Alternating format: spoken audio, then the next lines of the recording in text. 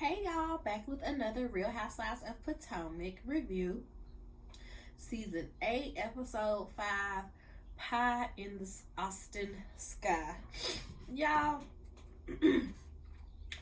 these women really be getting on my nerves. It's so divided and everybody's trying to be so calculated with how they come at their nemesis, and it just does, it makes for a very weak show, a very weak storyline. Everybody wants Giselle to be that girl, but to me, she is just not. She's not mature enough to be that girl, and that is why Karen will always be grand dame, because she knows how to move past disagreements and work through these, arguments and things like that for the betterment of the show. To whereas Giselle is gone Karen / white woman her way out of every situation that there is. So, at the top of the episode, we see the Light Skin Coalition. They go shopping for the Austin trip. So this is Giselle, Ashley, Mia. We just missing Robin. They Green Eyed Bandits and Co. / the Light Skin Mixed Girls Coalition. So annoying. Can't stand none of them. Well, Mia's not that bad this season, but she over there with the Light Skin Coalition, so she can go too. So they're basically talking about what happened at Pickleball and how Ineka was talking about Wendy and the shrine stuff, and Ike was all in Eddie's face and all this stuff. And they basically all agree that they believe what Ineka said. They believe it. They're like, well, I don't think she would have came to this group and just made that up and yada yada yada, blah blah blah. And Giselle was talking about, yeah, I think Wendy and her mama teaming up for evil. They teaming up for evil. And it's just like, you the last one to say anything or anybody is evil, Giselle. But alright, we'll get to that. Meanwhile, we see Wendy and Eddie. They go out to debrief about Pickleball to go eat. They go eat, have a drink, whatever. And, nothing major about that conversation. Like I said, they just debriefing about it. And in her confessional, the producer asks Wendy if Ike and Eddie were ever Facebook friends. And Wendy is just like, I don't personally know everybody that was on my college campus or this, that, and the third, but the fact that he remembers my husband says something about my husband, and it's like, Wendy, this is you deflecting. This is you purposely dancing around the question and not answering it. So this tells me, yes, they were Facebook friends, and you probably made him unfriend him so that you can act like you've never met this lady before in your life. There's no way neither you nor Eddie know who they are. That's what it's given. And Wendy be annoying me so tough with these things, because it's like, you could be likable if you just were straightforward with some things, but she just likes to fake the funk way too much for my liking. So next, we see Ineka and Ike. She's talking about how her family has been stressing her out about having a baby. And we see some clips where her mom and her sister or her cousin or somebody are all like, yeah, you need to be getting pregnant. Yeah, you need to be getting pregnant. Yeah, you need to be trying to have a baby. She's like, they wanted me to be pregnant a year after the wedding. They was expecting me to pop out a baby. So she's at the doctor making sure that everything is okay. Doctor tells them, everything is fine. But Ike is like, yeah, we just need to do it more. Yeah, we just need to do it more. Which is blowing me, because it's like, ain't you a travel doctor?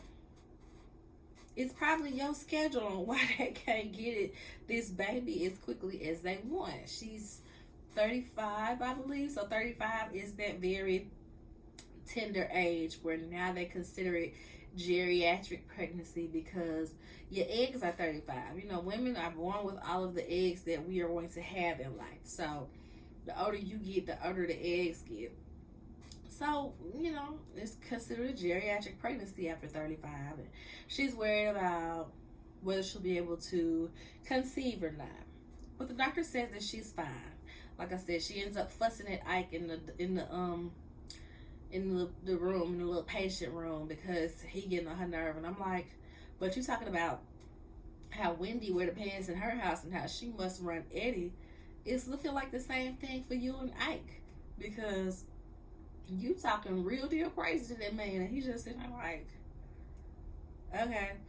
And the part that blew me about this is when she was in confessional, she was like, I feel horrible about how pickleball turned out, and I should have just sat down with her privately. Oh, now you say that. Now you say that after you done told Ashley, after you done told Robin, after you done brought it up in front of the whole group, now you feel like you should have talked to her and sat down privately. We saw Wendy give you her number at Ashley's housewarming party. So if there was things to be said, like I said last week, there should have been a call and set up a double date between Ineka and Ike, Wendy and Eddie. Let's figure this out. We can either leave this meeting cool, start from scratch, hash it all out, or we can leave this meeting disagreeing, and then we can go forth and tell our sides of the story to whoever listens. But for her to just go to spreading whatever it is she feels she was told versus having a conversation with Wendy, is like you came here on an agenda to make a splash and to carry out the light skin coalition's, their task of, coming at Wendy, but not having it be colorism this season, So that's what annoyed me about Ineka, because you knew that from the beginning. You grown, you knew what was going on. Next, we see Mia and Gordon go to counseling, because she gonna cancel him. Go to counseling because it's been rocky in their marriage since they got X from the family business. So he's talking about how he been trying to hit the ground running. They still got some different business dealings in the way because he gotta work. He feel like he has to work. And she talks about how she had contacted a divorce attorney. He's saying that he didn't know that it was that bad. And Mia, this is a part that truly confused me. Mia says that she wants for him to just retire and take care of the kids because she feels like he's not present with the family enough. But Mia, we all know that you're a gold digger, so what do you think he's gonna do for money if he's just sitting at home waiting on the kids to come home from school? Like, that confused me. That confused me something serious. But he still want to work hard. He said that I don't even know how to sit down and not do nothing. Like, when he did that, he was depressed. So that's just not even an option for him again. So they also talk about how they sold a business and their realtor didn't give them the full amount. He left some of the money in escrow, is what he told them. So after a while, they noticed that he stopped contacting them. He wouldn't reach out to them when they would call him, never picked up the phone. So they sued him because they wanted their money. Like, he owed them some money from the deal. So when they sued him, he got disbarred. And y'all, he unalived himself. And they don't say who this person is in relation to them, but I'm wondering if it was a family member or a close family friend, because they then go into talking about how she doesn't want something to happen to his family and they're not there for the family and all this stuff about family. So yeah, that was an interesting part. So next we see, they're getting ready for the trip. Giselle is leaving Grace in charge. She's 18. She said, now what are you going to do if your sisters want to bring a boy over? She said, that ain't none of my business. She was like, no, you say that that's not a good idea.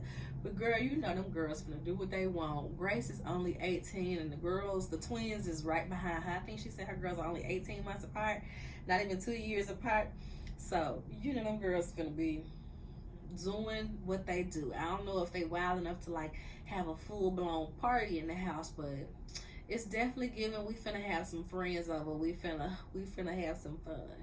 We see Ashley packing and she's talking to her nanny Daisy about the boys. So what are you guys gonna be doing in the daytime? Since Michael's gonna have them at night, but what are you gonna do in the daytime? Daisy's like, girl, we're gonna do what we always do. We're gonna come over to your house a little bit, go to the park just so they can have their routine, yada yada yada. So everybody gets to the airport, they're ready to go. Everyone is being friendly for the most part. Aneka says, I'm just gonna treat Wendy like I treat everybody else, with kindness and respect today, because you don't be treating her with kindness or respect any other time. But okay, I guess. So Ashley says she's gonna split the girls up in the cars by astrological sign. She said herself and Wendy, I believe, are air signs, and I think both of them are Geminis too. I'm a Gemini. I think both of them are Gemini. She was like, well, we're both air signs, so we're mutables. We can go wherever and mix in with wherever. So she had like the fire car and the earth car. So we had Ashley, Giselle, Karen, and Aneka in one car. Robin, Candace, Mia, and Wendy in the other. Robin in the confessional, whining about any and everything as she usually do. I thought me and Ashley were friends. Why would she put me in the car with Candace? Why would she have me with Candace and Wendy? Like, girl, get over yourself. Next, we see Karen and her, as Ashley calls it, Karenisms. Karen said, Ashley, at your house, when it comes to Robin, I cut the pie in half and I put half of it in the freezer. And I think I'm ready to, take it out. I think I'm ready to take the pie out, but I don't know if I'm ready to just eat it just yet. I don't know if I'm ready to put it in my mouth. Like, girl, what? So they get to the hotel. And you know how usually when they get to the hotel, they got like a little tray of cocktails for the ladies, some type of something. These folks had canned beer. These folks had canned beer as their welcome drink. So I was just kind of like, okay, Ashley, where you got these folks at? But when they get up to the penthouse, which is Ashley's room to eat, it's a nice hotel. So I was like, okay, I guess maybe it's just an Austin thing where, maybe this beer is made in Austin. So that's why they have it as the welcome drink or whatever.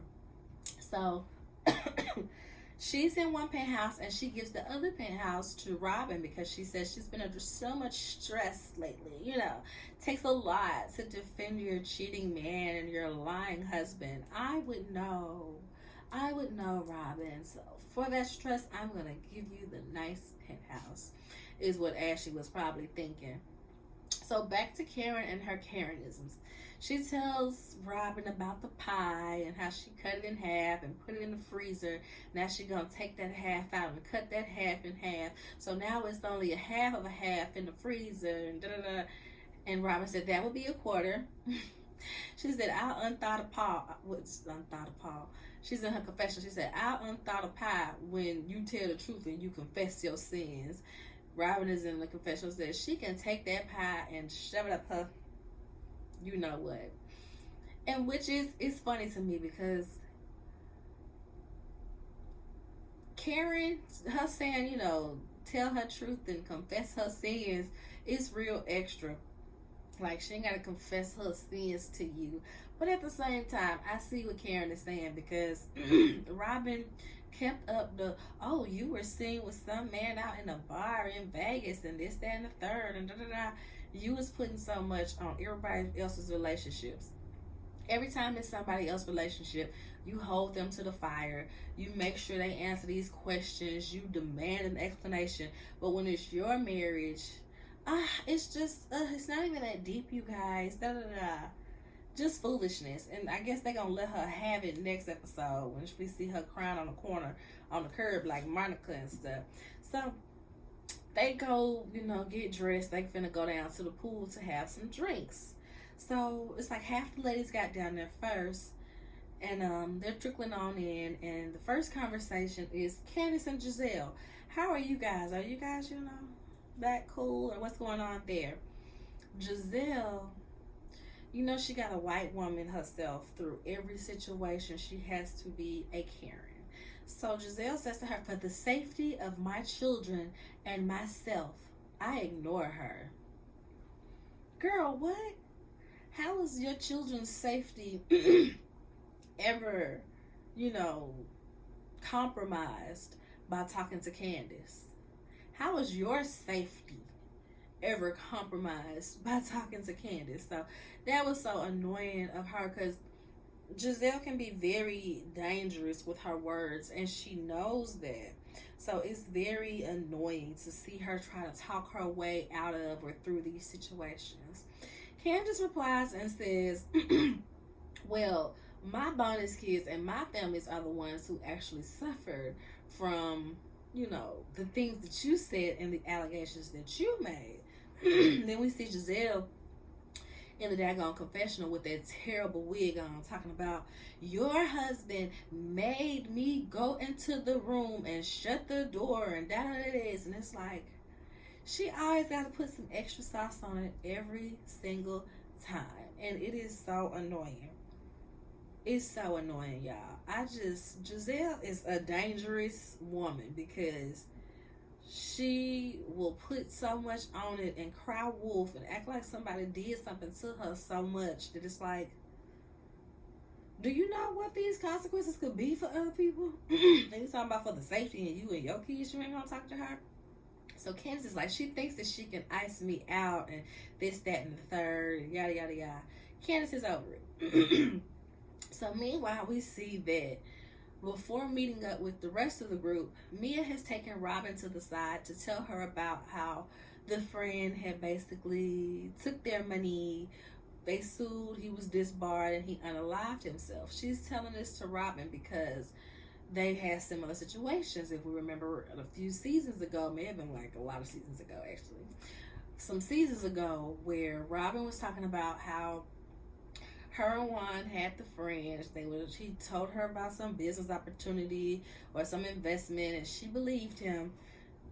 And she gave him all this money, and he had been stealing from them. I guess she gave him like access to the account or something.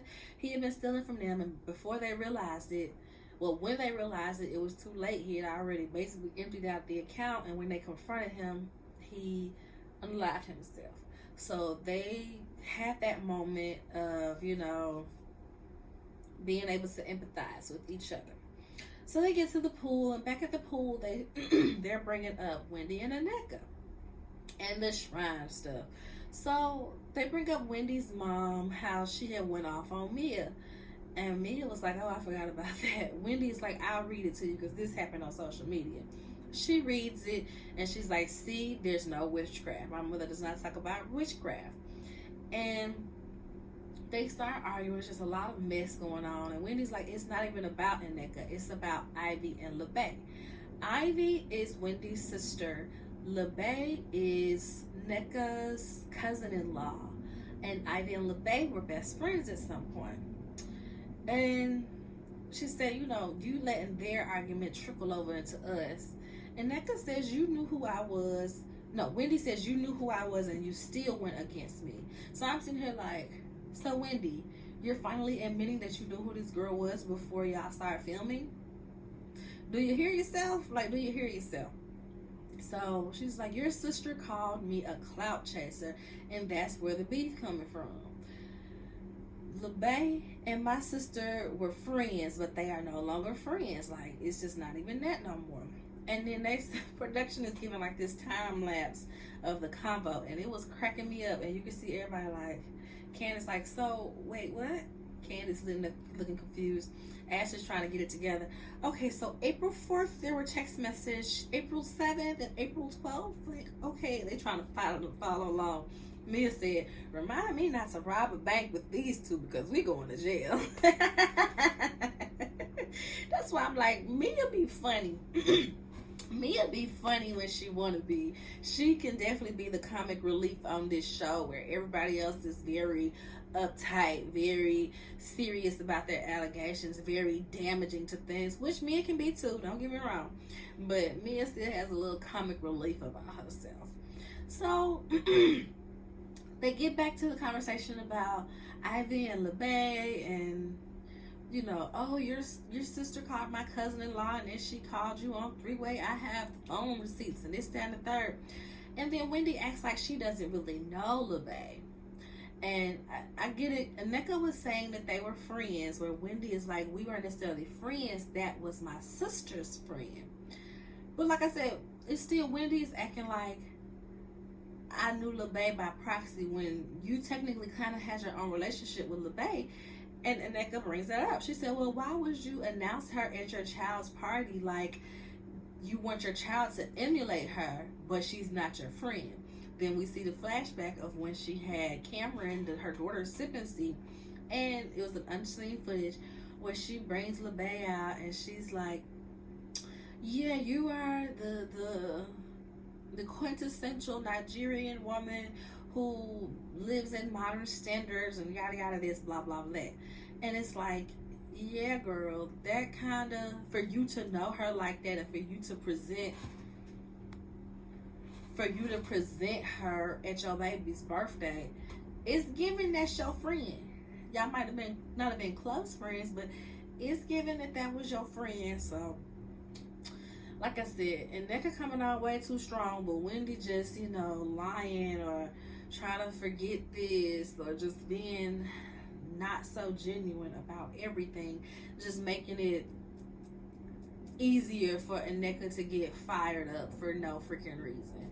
So that's how this episode is, y'all. I truly hope it gets better, but we see next week's previews, it's just gonna be worse. It looks like we see Robin in the backseat crying. We see Ashley and Candace arguing like always. This season is a doozy, and I'm trying to make it all the way through, y'all. I might just start saving them and doing them 2 at a time, because I just be like, what are we even talking about in these episodes? What is even going on? So towards the end, we're gonna see how these reviews go. But like/thumbs up the video, y'all. Subscribe to the channel if you haven't already. Drop down in the comments and let me know what you think about this episode. Do you think it's a bust like I do, or what, did you enjoy it? Let me know what you enjoyed about it and all of the things. Until next time, see y'all next week. Bye.